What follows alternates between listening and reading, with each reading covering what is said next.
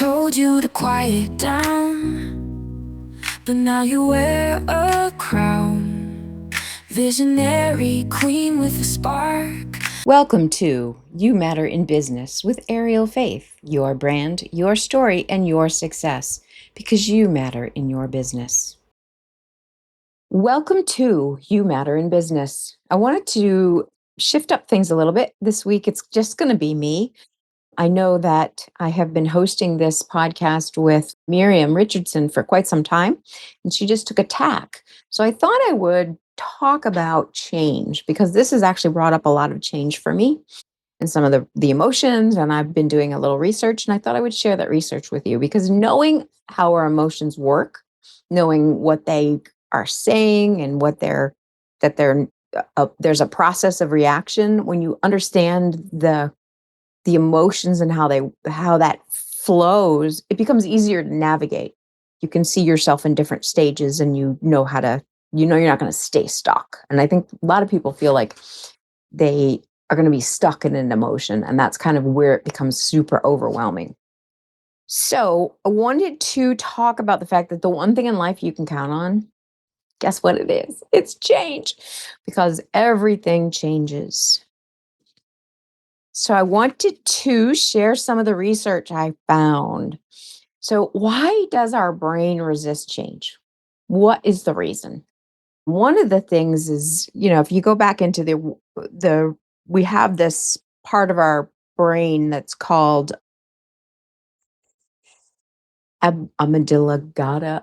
I can't say that word quite right, but you guys know what I mean. It's a big long word that starts with an A that talks about your brain. So it's a center of the brain mass, right?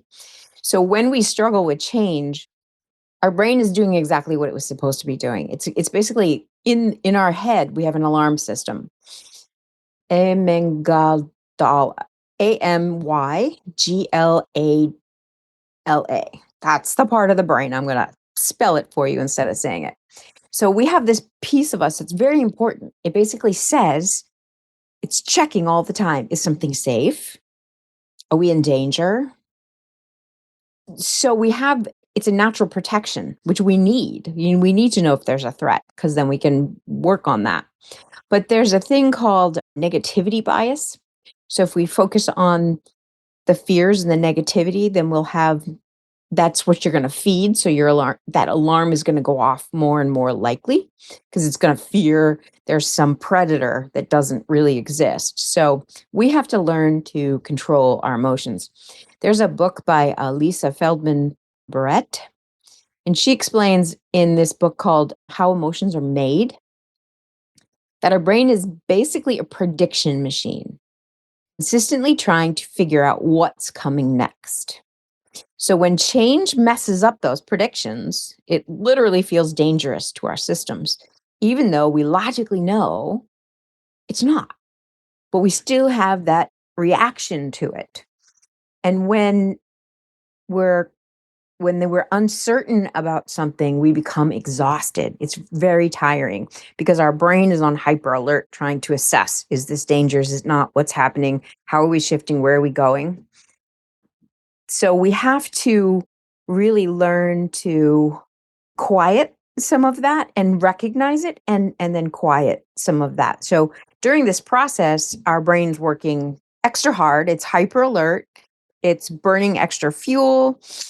Even for good changes, like things that are positive, we still have some of the same reactions. So we can end up feeling emotionally exhausted. We can feel raw. Even things like weddings and babies can do the same thing to us. So there's different change styles.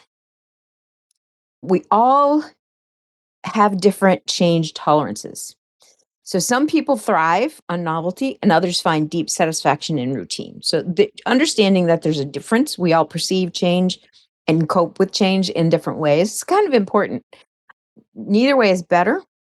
They're just different operating systems.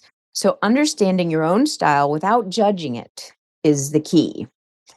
And change isn't like flipping on a light switch. It's more like a river with rapids.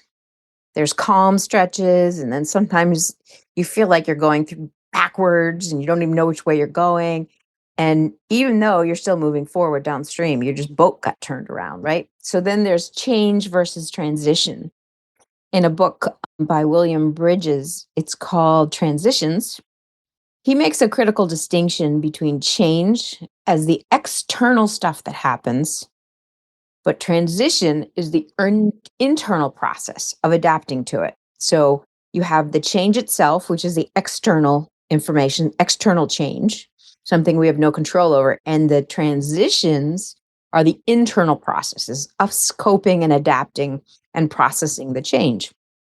The external thing can happen overnight. 9/11, earthquakes, hurricanes. We just had a tree fall on our car last night. So things can just happen, right? That we have to then deal with. But the internal transition can take months or years to actually transition. So that we have to be a little more patient with. And there's really 4 phases of that feeling. When we have that change, we have that like deer in the headlights, that shock stage, that feeling you where you might be numb or disconnected. This is our psyche protecting you from taking more than you can handle. So when you have that initial shock, that's that's the first phase of dealing with change. It's like, "Ah, did this really happen?" And then you have to deal with the fact that yes, and then there's a resistance. It's like, this isn't fair, or anger, or bargaining, or trying to get back to how things were. That serves a purpose in your system, processing the magnitude of what's changing. So that stage of resistance serves a purpose. So if you understand the purpose is to see how big of a change this is, what is the drama or the different things that it's going to affect. It allows you to kind of slow down. One is to protect you from like literally blowing up, which is your shock phase, because you need, this initial phase. Then there's exploration. So now you have gone through the numbness, you've gone through and by the way, these don't happen in any specific order. They're different for every person. So these are just different stages, kind of like grief. It's very, very similar. So there's exploration and then integration. So you have shock, resistance, exploration, and integration. Those are the 4 phases of change and transition. During the exploration stage, that's when you start thinking about new possibilities. You start thinking about what you can do with the change. Your emotions can swing really dramatically during this stage, because if you're thinking about possibilities, you might be processing the possibility of a very negative outcome versus a very positive outcome. And then you go back to a middle ground. So your brain is literally just saying, okay, this is a change. What can we do with it? So it's giving you several paths. The integration part comes in when you have a new reality and it starts to feel like home. So that change, like say you move in the first, who knows how long, but when you move from one state to another, there's getting to know people, there's a new house, new streets, new maps. So there's all these things you have to explore and learn, and you don't have the same support system. You have to get one. So this integration is when you start getting through all that, and it starts to feel like home. So you've developed a new routine, and you can look back with gratitude rather than longing. So you don't look back and go, "Oh, I wish I was back there." You start to appreciate and live where you are at the moment. Some people like tracking their journey. They keep a simple daily emotion check-in, just one sentence about their prominent feeling. This is one thing that helps people deal with change. They pay attention to their body. Does it feel like shock feels like tightness, resistance, jaw clencing? Integration feels like it's settling, right? You're calming down, if there's less energy inside yourself. And then giving yourself an emotional weather report, whether it's stormy or partly cloudy or sunny it actually helps you to identify the emotions you're feeling. And then it also creates a distance. When you put a label on an emotion, it creates a distance from the intensity of it. That's just an interesting point that I learned in the research I did. So when change anxiety hits, we have to have tools that can help us. So here's some practical toolkits that I thought I would share with you. There's a grounding technique.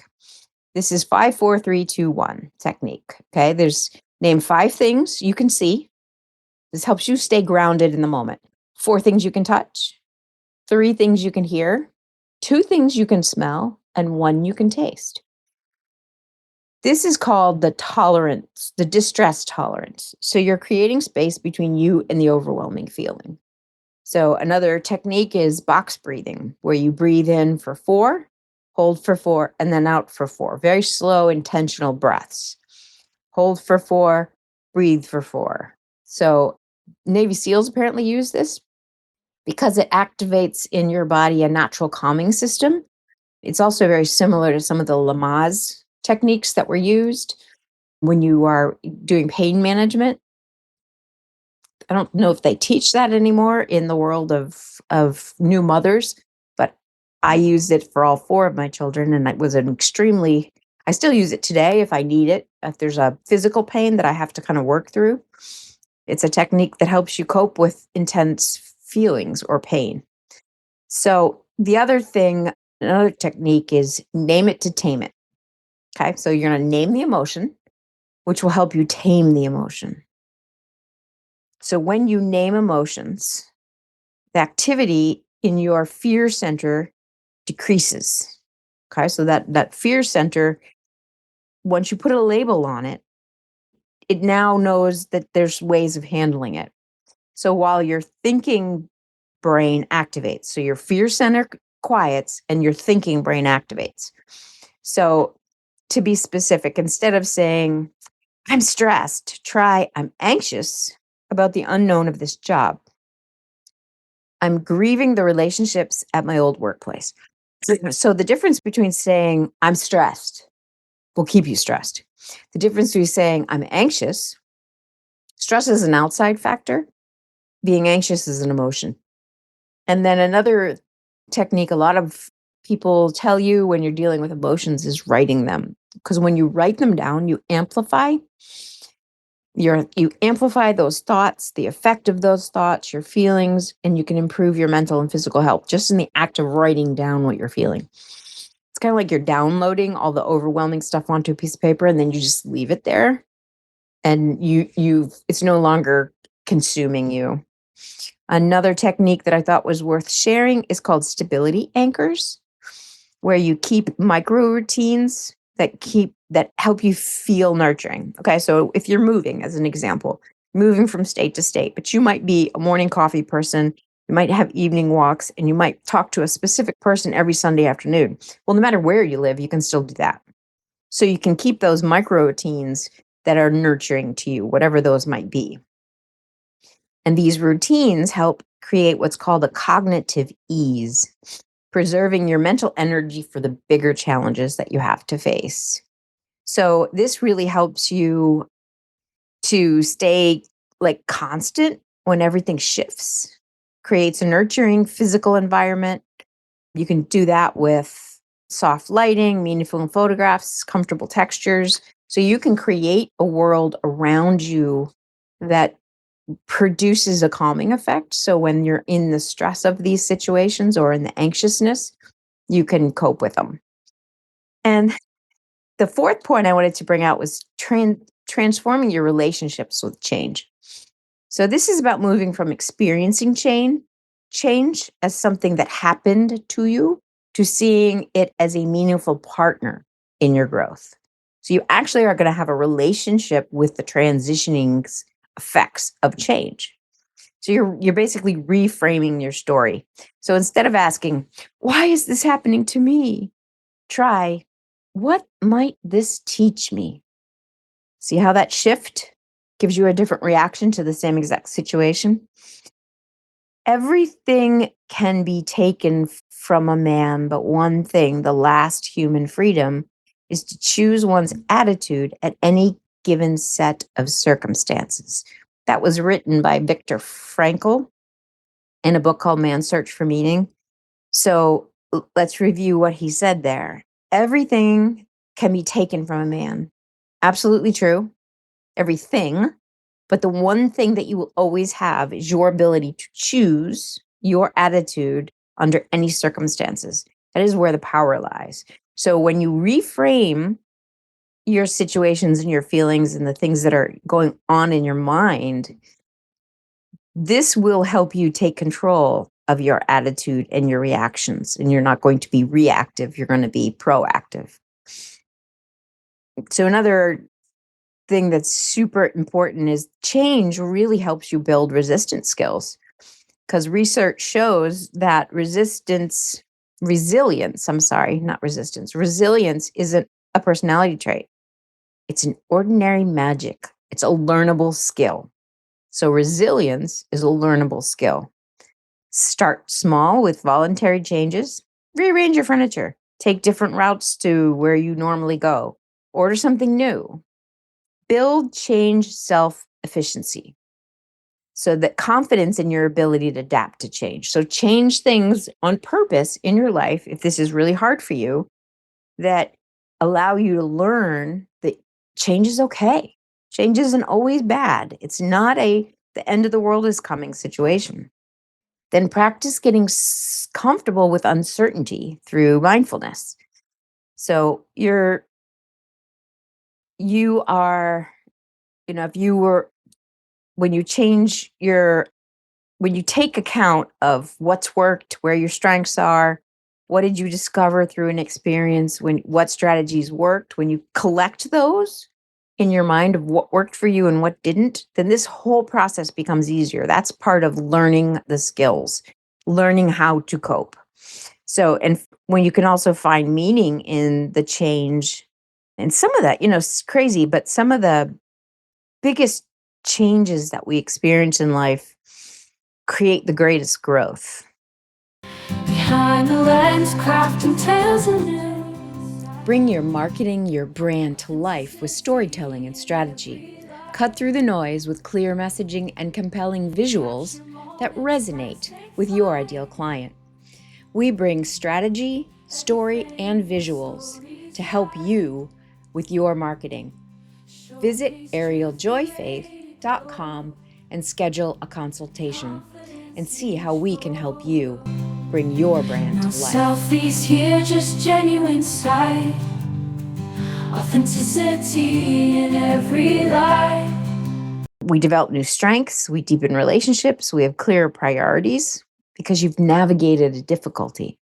So learning to get the best out of that change on the other side. So your challenging transitions helps you connect with others going through similar things. So then you can help others through their change. Significant change often clarifies what really matters, which moves relationships and values from the background to the center. So change can actually be a catalyst for a lot of good in your life if you look at it like a partner. If you look at it like, okay, these are the stages, those 4 stages of change. We have the shock when we don't believe that it happened. We have the resistance when we're trying to fight it and justice of it. And then we explore options, and then we integrate into our lives the change, whatever that change might be.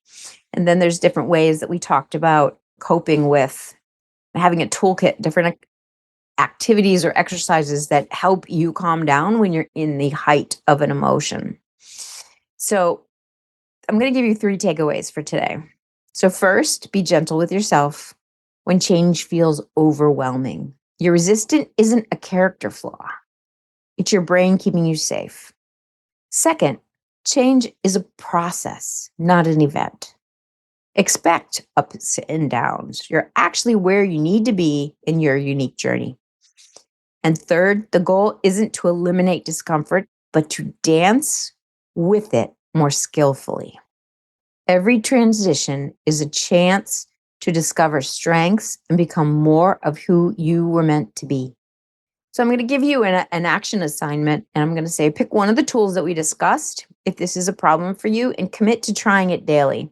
Maybe box breathing, specific emotion naming, or one small stability ritual.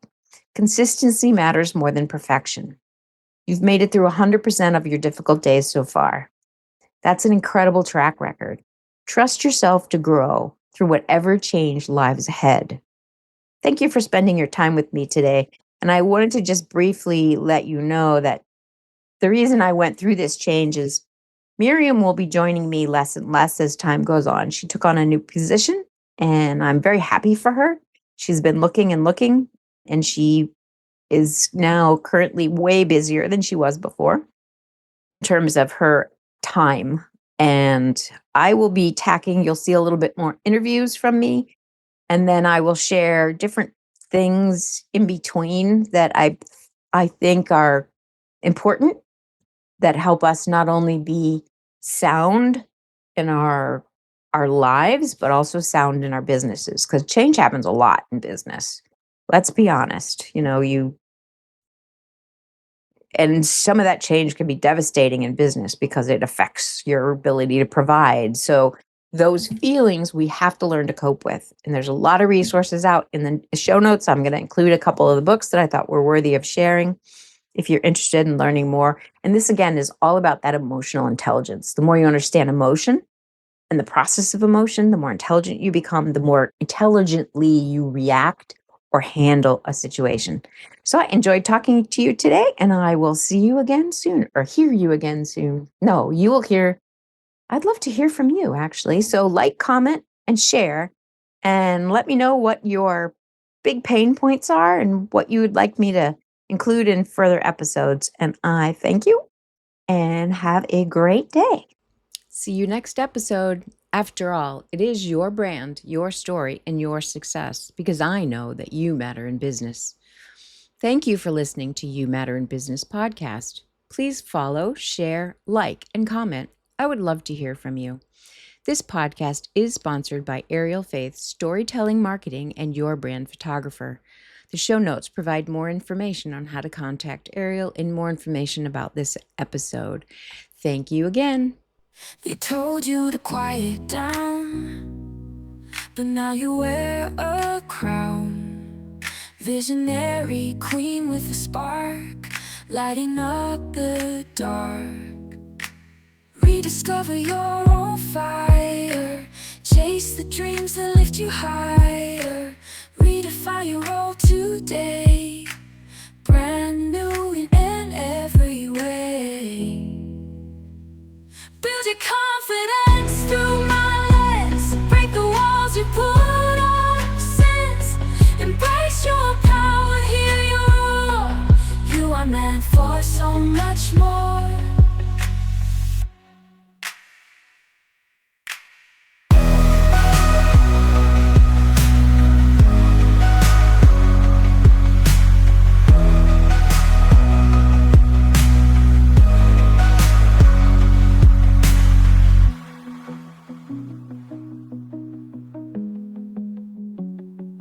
You are meant for so much more.